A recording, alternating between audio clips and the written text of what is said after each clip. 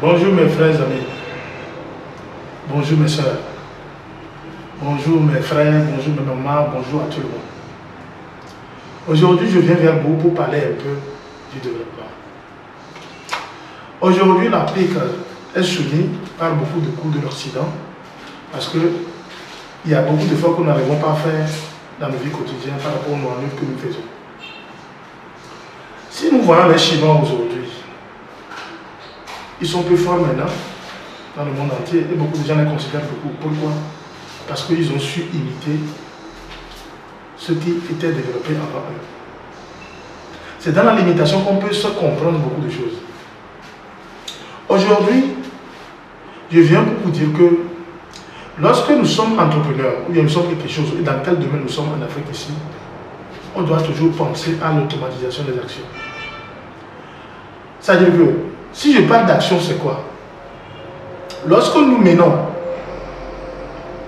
quelque chose, un projet, pour fabriquer quelque chose, du savon, bien quelque chose, par exemple, si je prends l'exemple du savon, par exemple, les étapes, c'est quoi? On prend la sauce caustique qu'on mélange avec quoi? De l'huile, qu'on agite bien, et après l'agitation, le mélange de savon sort.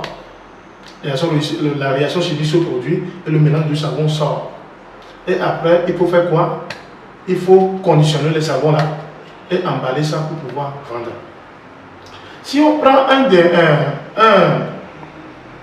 un commerçant lambda qui produit du savon par exemple en Afrique, une fois qu'il commence à le faire, il va le faire de façon manuelle, il mélange comme ça avec la main et beaucoup de choses qui lui prennent beaucoup de temps. Mais lorsque à un niveau donné, la production devient de plus en plus grande, on lui demande de faire 1000 savons par jour ou bien 10 000 savons par jour par exemple, ça devient compliqué. Il faut recruter beaucoup de gens pour pouvoir développer l'activité. Dans cette optique, ça a fait que ça retarde beaucoup nos productions. On n'est pas plus concurrent par rapport à la concurrence internationale. C'est là qu'il faut penser à l'automatisation des actions. Ce que nous disons tout à l'heure, si on reste toujours dans le domaine du savon et qu'on prend le savon, on prend la sauce caustique et qu'on fait un mélangeur avec un agitateur qui agite le mélange rapidement, l'homme là, lorsqu'il fait le mélange en même temps, il a le temps de faire autre chose, de préparer autre chose en attendant que la machine remplace l'action qu'il devait faire. Et en même temps, lorsque le produit fini sort, il gagne du temps et tu vas voir que le coût de la production aussi est plus moindre. Je suis technicien en construction mécanique. J'ai fait des années dans les industries agroalimentaires et dans les industries d'égrenage. Et j'ai appris beaucoup de choses dans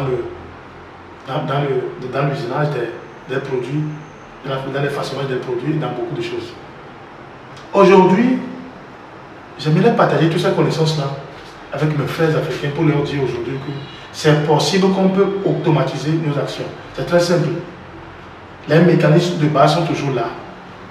C'est seulement qu'on mélange des actions automatisées en même temps pour avoir des actions qu'on peut faire en globalité pour pouvoir former une unité de production.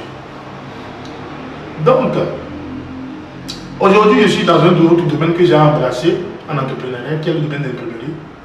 Lorsque je suis rentré dans le domaine, il y avait beaucoup de choses qu'on faisait de façon manuelle. Ça a fait qu'une fois qu'une commande est de plus en plus grande, on n'arrive pas à quoi? À faire ça vite et ça nous perd le temps. Et le coût qu'on propose aux clients est de plus en plus grand par rapport au coût qu'il peut faire par rapport à une entreprise qui est plus automatisée que nous. Mais lorsque je commence à donner de mes expériences dans le domaine, je commence à créer des machines qui aujourd'hui nous aident à aller plus vite dans nos fabrications. Aujourd'hui, dans ma vidéo aussi, je vais vous présenter une machine que j'ai fabriquée dans le domaine lorsqu'on veut fabriquer les porte-clés par exemple. Lorsqu'on veut fabriquer les porte-clés, il faut quoi? Souvent on ne fabrique pas le plexiglas.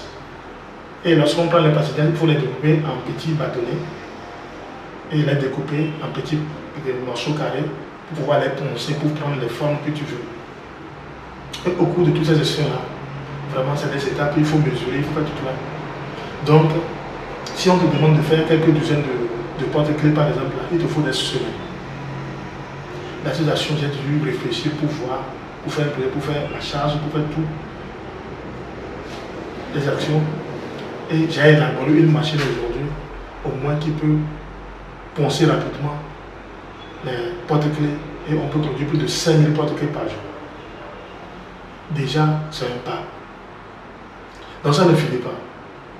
Par rapport à tout ce que j'ai appris, par rapport à tout ce que j'ai développé, par rapport à tout ce que j'ai acquis comme connaissance aujourd'hui, j'aimerais partager ça avec mes frères, avec le gouvernement.